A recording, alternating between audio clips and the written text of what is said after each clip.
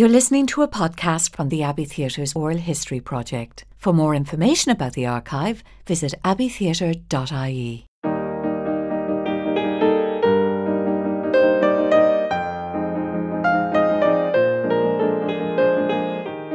The Peacock opened its doors on the 13th of November 1927 with a production of From Morn to Midnight, produced by the New Players.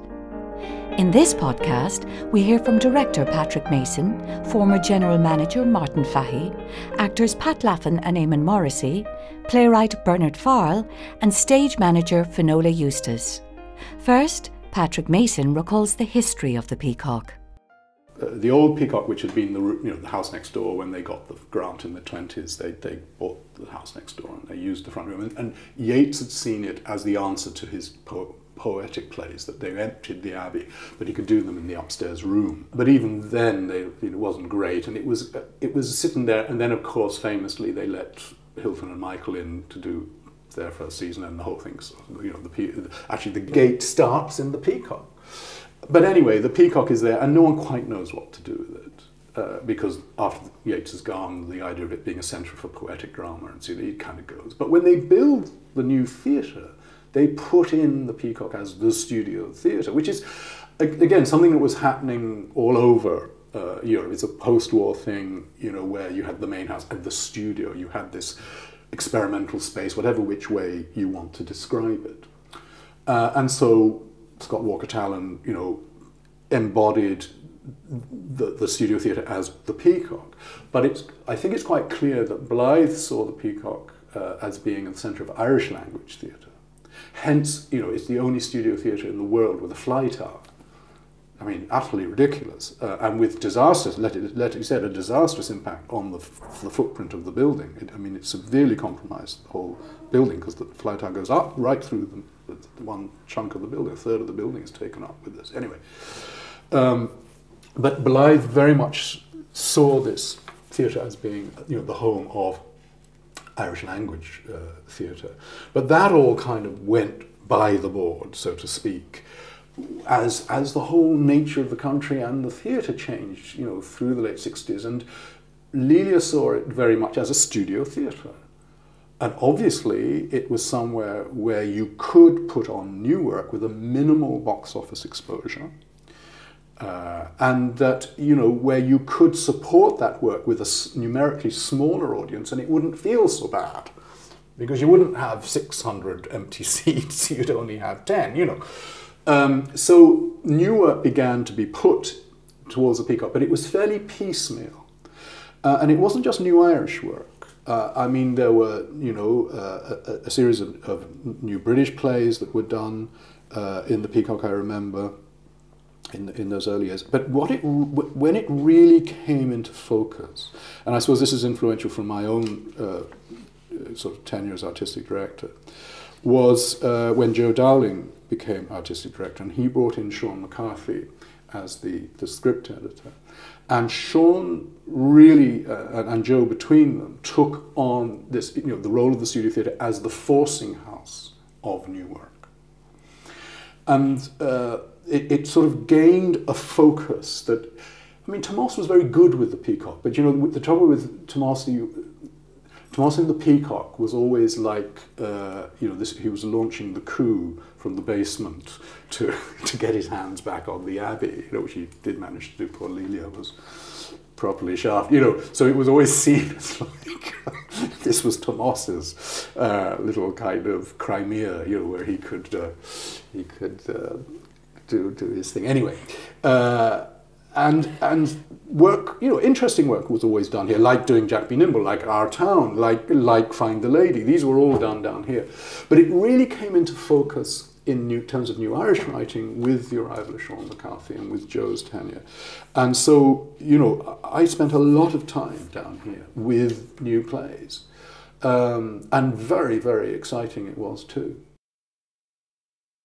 Coming to the Peacock, yes, you could play in the Prost in the Peacock, but you could also play in what was called in the round, in that there was a mechanism of hoists and that would flip the stage over, and when it flipped over, you had steps.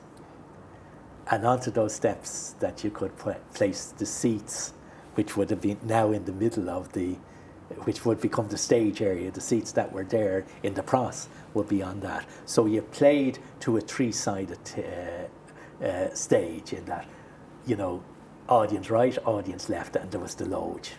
And that mechanism lasted quite a while. I do remember during Patrick's time, one of the jacks that used to lift it, the threads went in it and we had to replace it. And this is why I find the difference between the operation of the theatre today and in our day. We closed at Easter for about 3 weeks, and it was headlines in the paper that the Peacock was closed. And basically it was, yes, it did help the planning, but it was mainly to repair that because it was a great facility that we felt that we were losing. A number of plays were staged in the round. Before my time, a play that was highly successful, and it was because, it was a great play first of all, but the intimacy of the play with the audience was Tom Murphy's Famine. And that play, because of its success, Tomás McGann brought it up to the Abbey, and seemingly it hadn't got the same impact at all. So, as I say, that was, you know, without that mechanism, I think there's a great loss in the Peacock. There were slots available to do lunchtime plays, and I directed a Pirandello play with John Kavanagh, which was a big success. And Joe was running the Peacock at the time, and then he just asked me would I direct A Doll's House with Sorcha and himself in it, and I did, and that was a success, and we took it from there to some degree, I suppose. When Joe was leaving, eventually he asked me would I. He had been running the Peacock. He'd been at one point artistic director of the Peacock, and he asked me would I take over in that capacity when he left, and I did, and I kind of did it for 2 years or more, with closely working with Tomás McGann. We just chatted, and I had a few plays I would like to do, and then there were a couple of new plays that came in that I got, and I mean, I don't know if there was anything. Oscar, I think he would have directed them himself. It wasn't a big divisory thing that I was the Peacock and he was the Abbey. I mean, in the titular sense, they had to have somebody, and it wasn't a clearly defined job. I was doing television, radio, acting in the Abbey, acting in the Peacock, doing all those things all at the same time. But while I was there, the stage manager told me that we took off 7 shows that were doing capacity business. So, and I was only there for 2.5 years or something, so that wasn't too bad. I liked doing, I selected to do Ibsen. I did 2 Ibsen plays, and I did a Shakespeare play. But the other plays were mostly Irish plays, including one by Maeve Binchy, Neil Donnelly's first play, and anyway, those plays went on during that period. The Peacock had become a bit of a venue because at one point we were doing lunchtime plays, evening plays, and sometimes plays late at night, that was quite exciting. When Joe came in, the first thing he proposed was, and I'm sure there's a paper there somewhere because I'm now surmising of the reason why he did it, was he did not appoint a director of the Peacock. I believe that he probably felt that the Peacock, and he probably experienced it when he was director of the Peacock, that it was the second relationship with the Abbey, that the Abbey got first call on resources on the acting. So if you were trying to plan a programme which would be approved by an artistic director, And if you wanted a John Kavanagh, well, if a John Kavanagh was wanted for the play in the Abbey, John Kavanagh went into the Abbey play, and you were it could result then in miscasting, or the reason for doing the play in the first place for a particular role for John was nullified. So that might be one of the reasons that he felt that for a consistency of having a vision of that the Abbey and Peacock jointly were the National Theatre, that you would have one vision for the operation of the two theatres. And so he just put forward the proposal that instead of a director of the Peacock, that we would get an administrative assistant that would assist both myself in the management and Joe in executing the artistic program down there. And that person was Douglas Kennedy. He, an American who attended Trinity College and had set up his own company here in Dublin. And I think Douglas was around 23 or 4 at the time. So you had, in 1974, a 30-year-old manager, a 29-year-old artistic director, and a 23-year-old administrator of the Peacock. Youth at the helm, as Hugh Hunt said.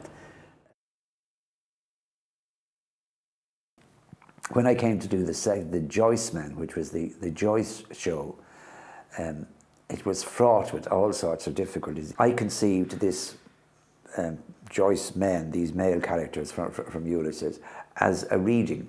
So I had a reader, and in fact the earliest script still has the head of reader, reader, reader. And we did a tryout of it here in the Peacock, and it went very well, and then we were going to make it into a full show. But my whole point about this, we got to do it in, the Abbey used to go on holidays in June. That was the huge thing, and that was a great time. They were always happy to have solo shows. Eamon Kelly and myself kind of shared the Peacock during those years. And so I was going to do Joyce Men, and I at the end of June, but I rehearsed myself here in the rehearsal room. I was just me and 2 stage managers, one in the morning, one in the afternoon, because I'd bored them out of their minds. And I actually rehearsed and directed myself for 3 weeks. Ludicrous. And then at the end of the day, I'd go, the old train service, you'd go down to Kennedy's at Tara Street Station, and while you were waiting for a train, I'd go in and have a pint and write notes for myself.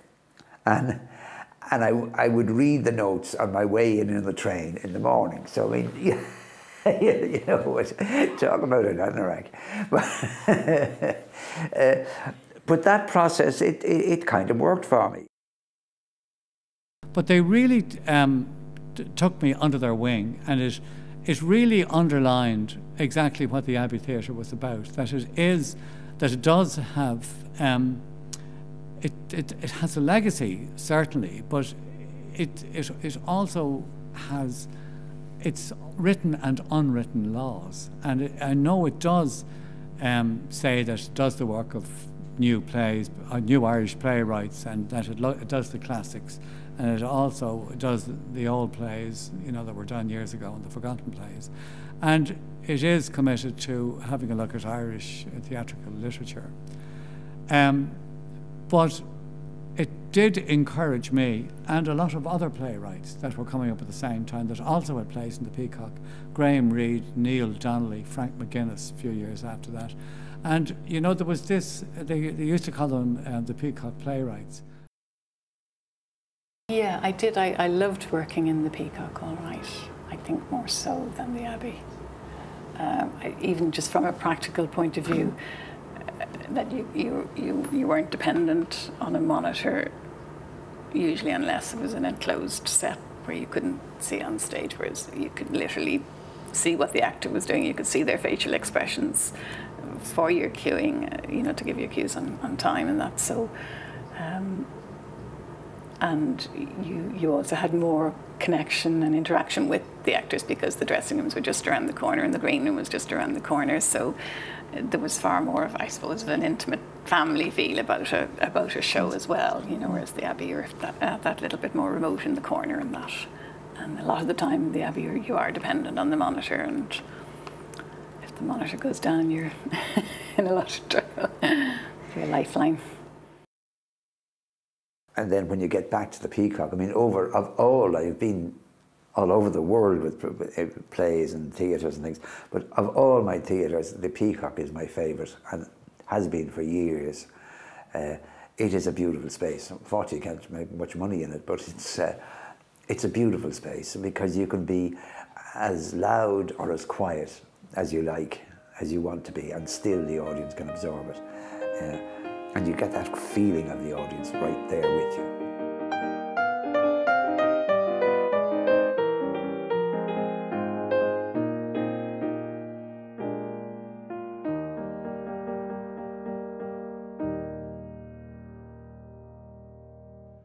Thank you for listening to this podcast from the Abbey Theatre's Oral History Project. For more information about the archive, visit abbeytheatre.ie.